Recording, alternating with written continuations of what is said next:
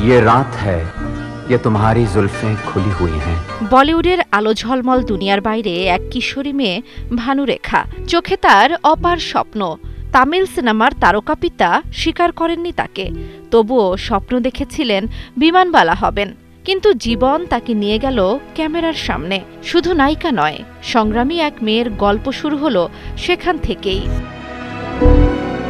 আঞ্জানা সফর দিয়ে শুরু হলো নতুন যাত্রা। বুঝতে বাকি রইল না নারীর জন্য এই জগৎ কতটা নির্মম, আর এই বোধই হয়ে উঠল তার সাহসের উৎস।